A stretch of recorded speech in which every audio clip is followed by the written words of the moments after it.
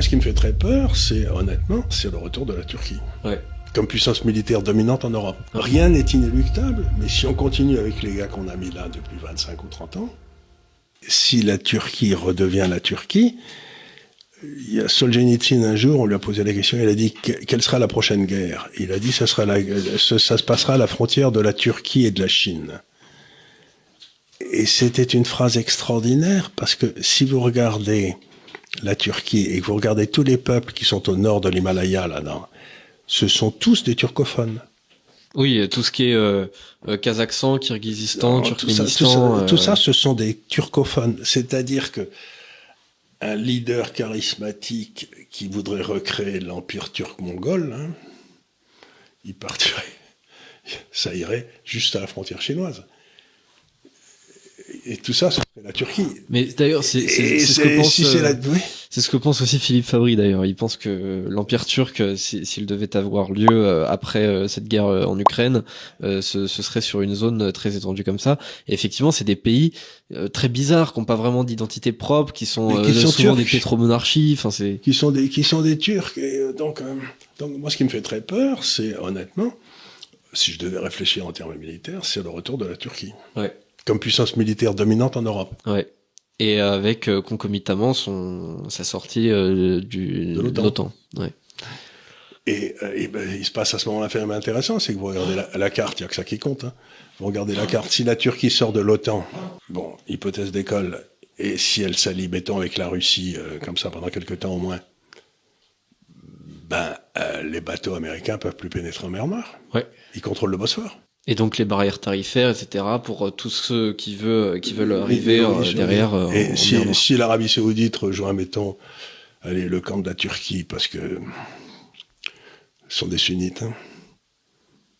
Ben, attendez une seconde, là. Comment les Américains contrôlent la sortie du Golfe Persique? C'est par une base militaire qui est à Bahreïn.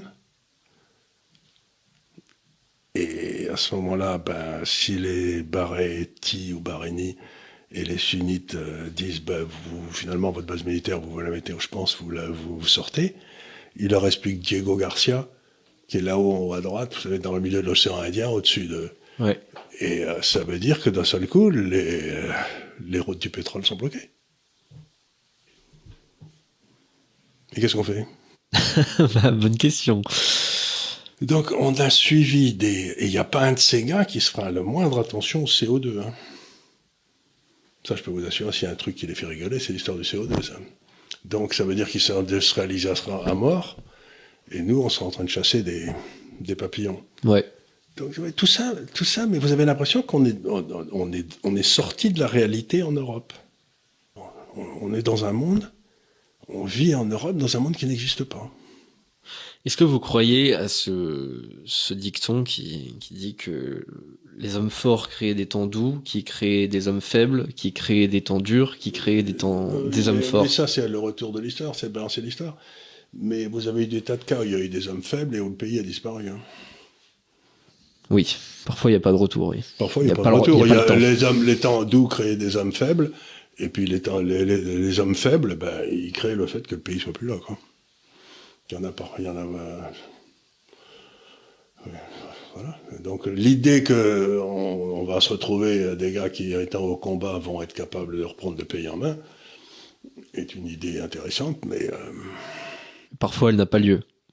Bah, il y a des tas de pays qui ont dit nous autres nations savons maintenant que nous sommes mortels. Ouais. C'est bon pour le Valéry. Hein. Donc nous sommes mortels, oui, et on a peut-être fait tout ce qu'il fallait pour être tués. Ouais. Pour se suicider. Les nations ne sont pas assassinées, elles se suicident. Mais on est en train de se suicider au 3e suicide de l'Europe. Qu'est-ce que vous voulez que je fasse? C'est réjouissant. Non, rien n'est inéluctable, mais si on continue avec les gars qu'on a mis là depuis 25 ou 30 ans... Ah oui, oui, ça, je suis d'accord. Ouais, c'est certain. Je suis d'accord, c'est pour ça que j'ai envie de les virer très rapidement. Ouais. Le plus tôt on s'en débarrassera, le mieux on peut s'en sortir. Ouais. Mais c'est pas que je sois pessimiste, c'est que il faut être pessimiste dans la réflexion et optimiste dans l'action. Ouais, je suis d'accord avec ça. Mais vous ne pouvez pas faire des actions si vous n'avez pas fait d'abord un bon diagnostic du problème. Or aujourd'hui, on continue à penser que le problème, c'est que les autres n'ont pas compris les intérêts d'une démocratie menée par des avocats et contrôlée par un droit que personne ne contrôle. Ben, les autres nations, ça ne les intéresse pas. Nous avons un pouvoir d'attraction aujourd'hui sur les autres nations qui est de 0. Donc voilà, donc c'est pas que je sois pessimiste, c'est que je dis, mais quand est-ce qu'on va cesser de se raconter des histoires ?